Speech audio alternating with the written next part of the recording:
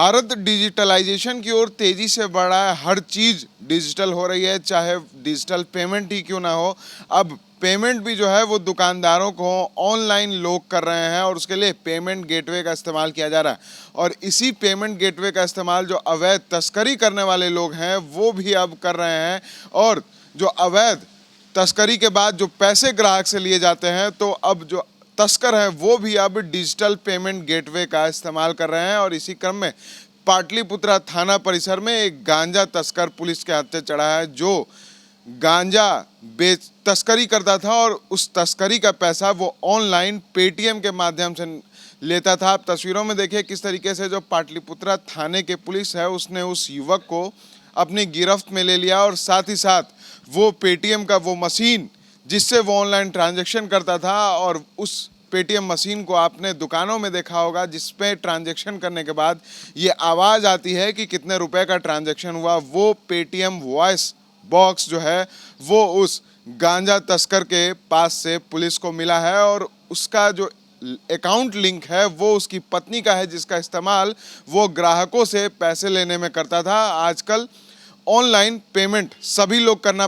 पसंद करते हैं और इसी क्रम में जो गांजा तस्कर है उसने भी गांजे का पैसा ऑनलाइन लेने के लिए ये नई तकनीक अपनाई थी और ये अपने आप में एक अजूबा मामला है। इसको लेकर क्या कुछ जानकारी दे रहे हैं पाटलिपुत्रा थाना प्रभारी एसके शाही इस मामले को लेकर, पहले आप वो सुने।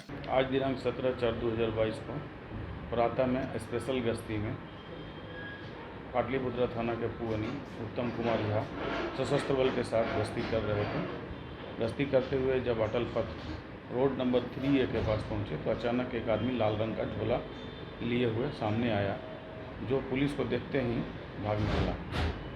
और संदेह के आधार पर इन्होंने सशस्त्र बल की सहायता से उसे खदेड़ा और खदेड़ करके पकड़ा। पकड़ने के बाद उसकी तलाशी ली गई। तलाशी के क्रम में उसके पास से एक मोबाइल पॉकेट से मिला, 150 ग्राम गांजा मिला और एक पेटीएम से ट्रांजैक्शन करने वाली एक मशीन मिली। और पूछने पर उसने अपना नाम पता मुन्ना सिंह उर्फ धर्मेंद्र कुमार, पिता स्वर्गीय बैजनाथ सिंह, साकिन कृष्णपुर मधुबन, थाना कुढ़नी, जिला मुजफ्फरपुर और वर्तमान में रोड नंबर 23 राजीव नगर धर्मेंद्र के मकान में किराएदार, थाना राजीव नगर, जिला पटना बतलाया।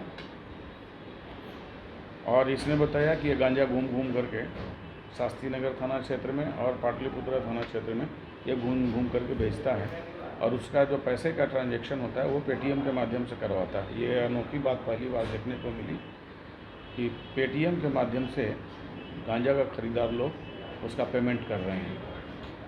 पहले भी ये कई बार जेल जा चुका है और इसके विरुद्ध गांजा की बिक्री खरीद बिक्री के संबंधित कई कांड दर्ज हैं। तो आपने सुना पाटलिपुत्रा थाना प्रभारी ने साफ तौर पे बताया है कि जो गांजा तस्कर है वो अवैध तस्करी करता था और साथ ही साथ पेटीएम के थ्रू डिजिटल ट्रांजैक्शन करता था। लेकिन रात्रि गश्ती के दौरान जब पुलिस की नज़र उस पर पड़ी तो वो पुलिस से बचकर भागने लगा, जिसके बाद पुलिस ने उसको धर दबोचा है और अब पुलिस आगे की कार्रवाई में जुट गई है। और कहां कहां से वो गांजा लेकर आता था, उसके नेटवर्क कहां थे, पुलिस लगातार उन चीज़ों को खंगालने की कोशिश कर रही है और अब उस युवक को जल्द ही जेल भी भेजा जाएगा।